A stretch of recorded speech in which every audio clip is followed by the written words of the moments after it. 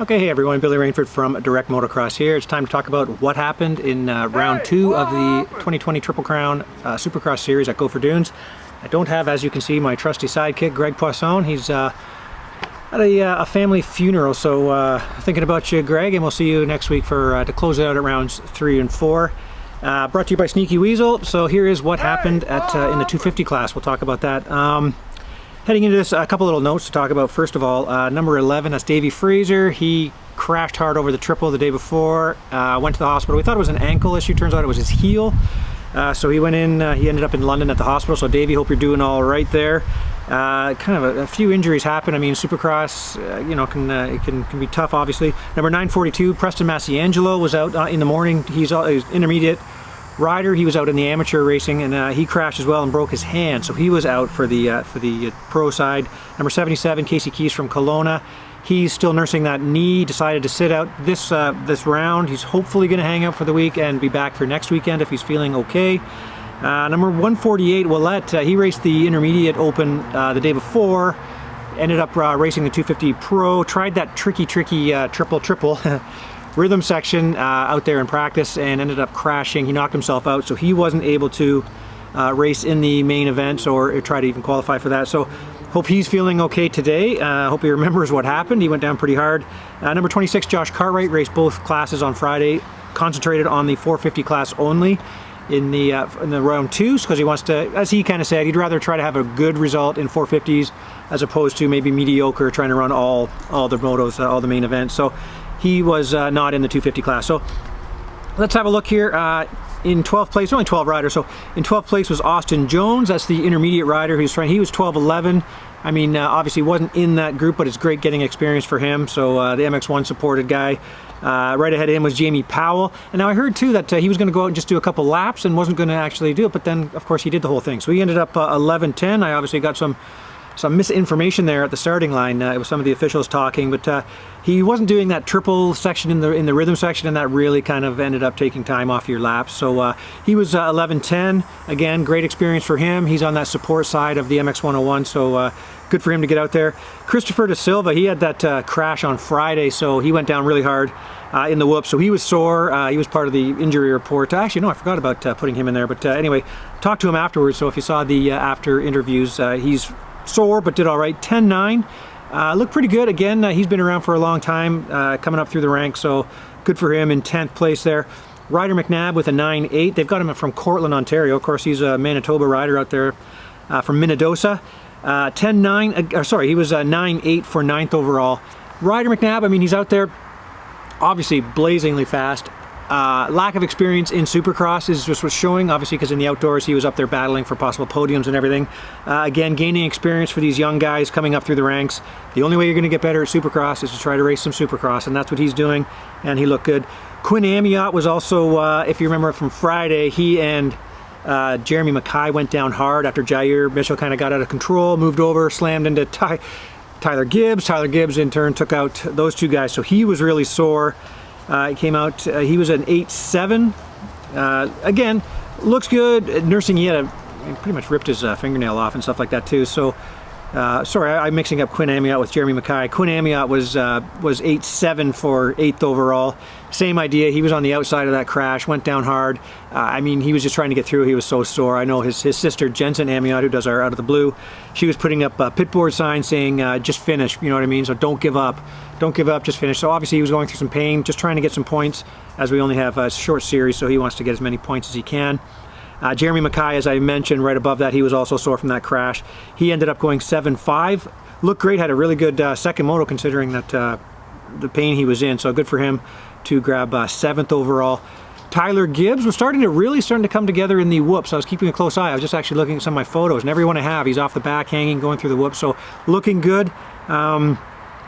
Yeah, 6th place, I mean, I think he could be battling again with right ahead of him there with Guillaume St. Cyr, who went 6-4. Guillaume actually pulled the whole shot. He's just a little guy out of Quebec. Pulled the whole shot in the second moto. Looked good out there for Guillaume. Again, like I said before, he loves the Supercross stuff, really enjoys it, wants to do. If we get rolling in the Supercross series this year, he'd love to get out there and race some East Coast stuff. So Guillaume with a 6-4, good for him. He was only 1 point out of 4th place too. I mean, he had 33 points. Jair Mitchell ahead of him had 34. Jair listed from Devonshire. He's actually, he's the Bermuda rider.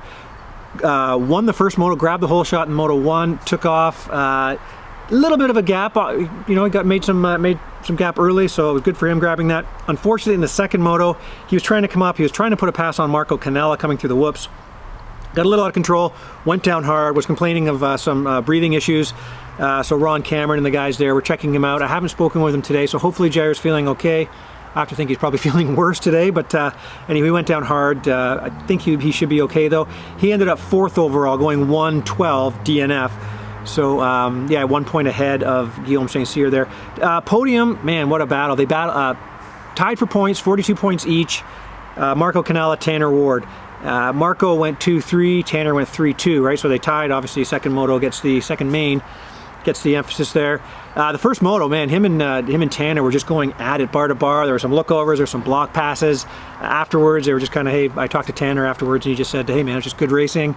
We've, we're close in speed, and that's just going to happen. So 2-3 for Marco, getting third. Ahead of him, going 3-2, like I mentioned. Get the block passes on him. He actually, Tanner Ward, was right on Marshall Welton in that second moto. I mean, that right down to it. I mean, it could have gone either way with more laps. I'm not sure what would happen. So the top 3 guys have kind of separated themselves. Having said that, with Jair should be in there too, but now that he's injured, hurt, so we'll see what happens for the coming week for him. I'm sure if nothing's broken, he'll be out there as well. Taking the win, another win. He's gone 1-1 now.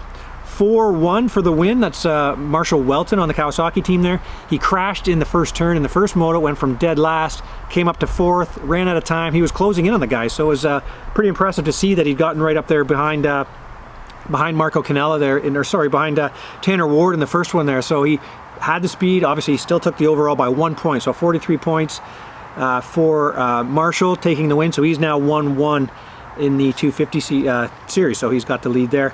The standings, actually, if we look at it now, so we're looking at Marshall Welton with 50. We've got Marco Canella second, 44, 18. Tanner Ward with 40. So the top 3 are the guys that we thought it would be. Not out of it at all. He's only 2 points out of third. Jair Mitchell, even after that crash. So he's sitting in 4th place as I have it. And 5th place is going to be Guillaume St. Cyr. So I'd also like to say thank you to Huber, the Monster Kawasaki Pro Circuit team there for that lunch. Man, the shish kebabs. Gerhard Huber really does it up. So anyway, that was a quick look at your 250 class. While we're moving pretty quickly here, let's move right over to the 450 class. Again, this is brought to you by Sneaky Weasel. Some notes here, just a real quick one here. Number 5, Tyler Medalia hurt his knee, basically got through one lap, basically hyperextended his knee on Friday. Left the track, ended up flying home, so he's going to get that looked at. If you saw on his Instagram, check out Team Medalia there on Instagram. He's fully swollen in that leg. It's really a strange kind of one for him. He'll have that checked out to find out what it is. Sounds like this may kind of send him into, pro motocross, Canadian motocross retirement. Looks like he'll do some fun things, like he wants to do maybe the ISDE again, some Erzberg stuff, some GNCCs in the States. Basically have some fun, pick and choose some events that he wants to do, have a good time. So hope you're feeling better soon, Tyler, and it's not too bad inside that knee there for you. And I also want to mention number 82, Zach Zager out there in the practice. Again, I mentioned the rhythm section was giving guys fits. He was trying to come through it, get through it clean, and get the triple section. Went down hard. Looks like it's a broken femur for him. So he was in the hospital here in London. I point just over here, getting that femur operated on. So Zach, hope you're doing okay. Hope you're feeling a little better today. He did message last night, and sounds like surgery went well, and now he's got a rehab. So good luck to you, Zach. Let's go through the top 10 in this one. With a couple guys out, we had 10 in this main. Dario Zecca finished at 10-10. It's kind of funny, Dario's such a nice guy, teacher. Going across, as they're lined up on the gate, I come across the line, everybody with their serious game faces on. I get to Dario on the outside, big smile on his face, and I look at him, I go, come on man, smile, and he goes, tries to make him, he goes, what can I say, I just love riding dirt bikes. So, I mean, you gotta love having a guy like that out there. So kudos to Dario Zecca out there. Went 10-10. And they're in some good battles. I mean, these 8, 9, 10. These guys are off the pace of the top guys, but they're in some good battles. Tommy Dallaire was 9-9 for 9th overall.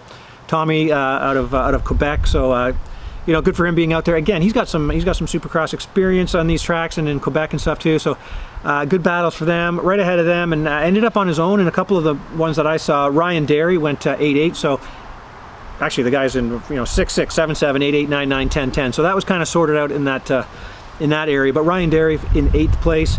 Ahead of him, Logan Lightsall from Pennsylvania. Says he's getting more and more comfortable on that Rockstar OTSFF Yamaha. Troy Lee Designs machine, so it's cool to see him getting that chance. Again, another friendly guy out there, so good for him. He was in some good battles with like Keelan Meston, a carryover from the outdoors. Also too, let's of course mention number 64, who would be in that battle. As I'm mentioning them, they're all kind of in the same breath. Number 64, Liam O'Farrell, went down hard the day before, had some cuts, banged himself up, so he decided to call it a series, and he's going to try to get himself to work, full-time worker. So Liam O'Farrell out. Ahead of Logan Leitzel in 6th place, going 6-6. He was down. He crashed in the first turn, so that was tough for him. He ended up 6-6. I mean, a guy like Keelan, he's kind of got the guys behind covered, but in order to race with those guys ahead, obviously he's going to need a great start, which he was getting in some of the motocross ones. So we'll see that. And like I mentioned, he did get that pass on Logan Leitzel in that one moto there, so that was good. Watching the gap, watching the battle with those guys. Josh Cartwright concentrating on just the one class, the 450. Josh Cartwright on the Kawasaki, the PRMX team. He went 4-5, grabbed the hole shot in the second moto. I spoke with him afterwards as well, and a guy like Josh, lots of Supercross experience, obviously, tons of stuff down south in the AMA. He came out and said he needs to see some more aggression out of himself. So if you want to get up to that next level, you're just going to have to hang it out there. You can see that he looked very smooth, but to get to that next level, he's going to have to hang it out. So we'll watch for that. He tied actually for 4th place with Sean Moffenbauer in the overall there yesterday with 34 points. Sean Moffenbauer, he was closing in on in the first one there. He was moving up quite nicely there. Moffenbauer, again, he's a guy that needs a good start, gonna have to get up there. These guys, again, the key to this, and a lot of guys, dirt samples, guys are falling quite often. Few of them out there that didn't actually find the ground in some places. The whoops were getting people, the rhythm section was giving some people fits, some slide outs in the corner. So Sean Moffenbauer with a 5-4 for 34 points, as I said, tied with Josh Cartwright. So Sean with the 4th. And then the podium, Cole Thompson grabbed the first moto hole shot. He had a good battle. He did get Matt Gerke did manage to get by him in that, so he went 2-2. Cole Thompson, smooth as ever. He did mention that on he took the win on Friday. He did mention that he was tired. As we know, he's going through that kind of that sickness, that illness that's sapping him of his energy. So he said that he was feeling it. He did on the podium. He mentioned that he was feeling it on the second day. So hopefully with some time off and some rest this week, he'll be back, and we can see him up there battling. 2-2, obviously. Great battle. He was only 1 point out of the top 3 guys were all separated by 1 point. The top 2 tied. So fun to watch him. Obviously, we knew him coming into this. Cole Thompson was going to be a good battle with Dylan Wright. They've got a bit of history, so there's kind of a battle there. They went right at it. Cole came in. They made passes on each other in the same corner after the rhythm section. It set up nicely for a 180. Afterwards, I don't think there was any high fives or smiles between the two, because it's heated up there at the front of the battle. So going to be fun. So be sure to if you can get to Gopher Dunes, you're gonna have to race. Sign up for sign up for some kind of an amateur event and come out and watch. But it's pretty fun to watch. Second place, Matt Gerke went 1-3. Man, his whoops speed. He was a little upset because the second day they seemed to get a little smaller and stuff like that, so he couldn't separate himself quite as much as he could on the Friday, because it was just something to watch. I mean, it's like they weren't even there. So he went 1-3. Like I said, he got a nice pass on. Had to make the pass in the first one to get by Cole. So 1-3, tied with Dylan Wright at the front for 45 points. 1-3. Dylan Wright goes 3-1.